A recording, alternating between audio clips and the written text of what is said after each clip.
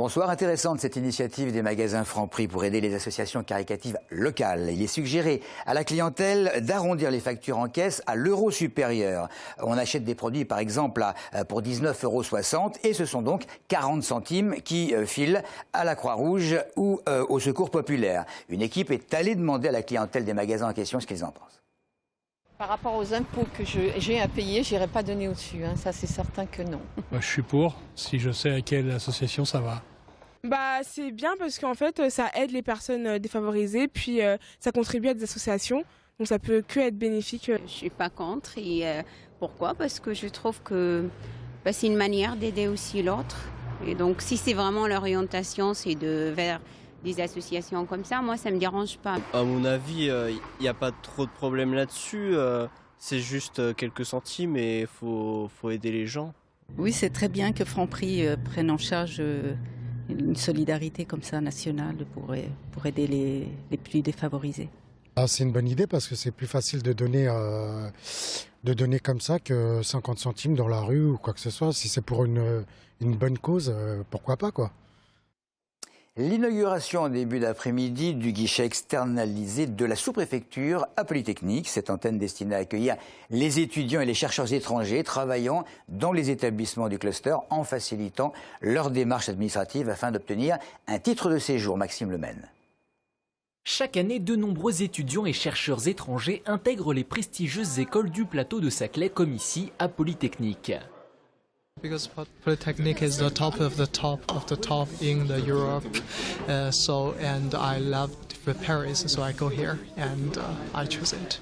Pour faciliter les démarches des étrangers, un guichet externalisé de la sous-préfecture a pris ses quartiers au cœur de Polytechnique depuis le début de la semaine. Pour accueillir les demandeurs, 32 référents salariés des établissements d'enseignement et de recherche et 3 agents de la préfecture et de la sous-préfecture de Palaiseau. Donc on prend leur dossier, on instruit et on leur donne un récépissé avant de les convoquer en préfecture pour une remise de titre. Particularité de cet accueil, il traite à la fois les demandes des étudiants mais également des scientifiques et de leurs familles.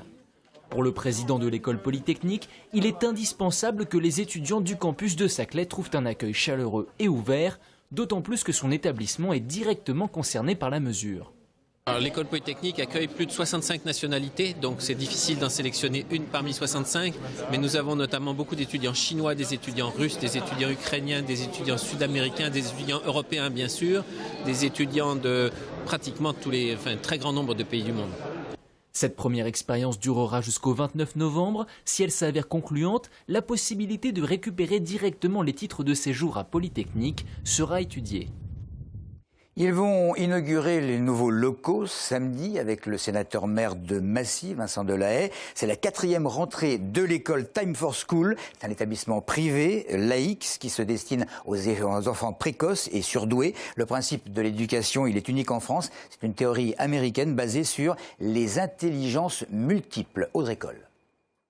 Ils sont en classe réduite et quand on leur demande comment c'était à l'école classique, ils ont tous la même réponse. C'était un peu ennuyeux. C'était ennuyant. C'était ennuyeux.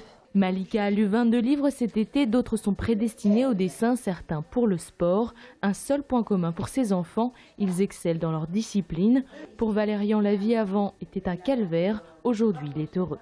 C'était un enfer, j'étais en échec scolaire, c'est mon 4e collège. Quand je suis arrivé en 6e, ça a commencé à pas aller très bien. J'ai commencé à être en échec scolaire, les profs ont commencé à être un petit peu difficiles avec moi, à me faire des remarques devant tout le monde. Time for School se base sur une théorie américaine établie dans les années 80, la théorie des intelligences multiples.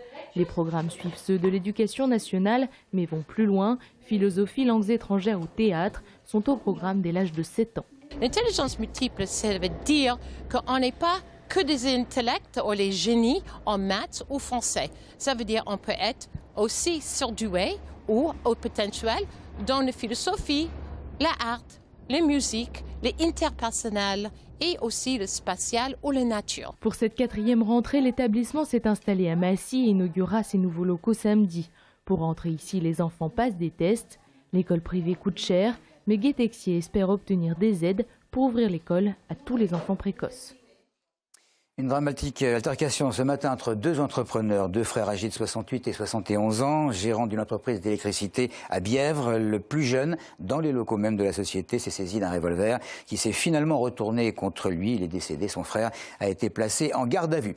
Voilà 4 ans, et même un peu plus, que la commune de Lardy a décidé d'arrêter tout produit phytosanitaire pour l'entretien des voiries, trottoirs et espaces verts. La ville, elle affiche fièrement sa différence à l'entrée avec un panneau « Lardy ville sans pesticides ». Bilan de cette expérience avec la mairie, mais surtout avec le responsable des espaces verts.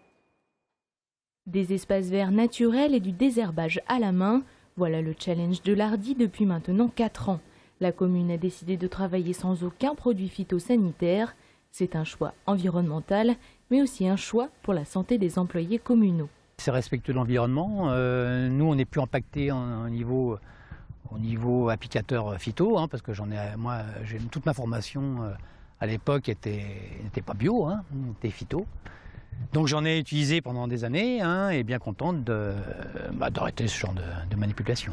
Au-delà des voiries et trottoirs qui doivent être désherbés à la main, des techniques ont été mises en place dans la ville, au pied des arbres avec du petit bois délité pour freiner la pousse de mauvaises herbes, ou encore dans le cimetière où du sédum, plante vivace, a recouvert le sol pour protéger les parterres. On est quand même relativement satisfait. Il n'y a pas eu trop de personnes qui nous ont contactés pour dire que ce n'était pas beau, qu'on revenait en arrière. Certaines nous ont dit qu'on revenait en arrière, mais bon, ça ne nous a pas dérangé. La ville affiche fièrement sa différence à présent, juste à côté de ses panneaux d'entrée.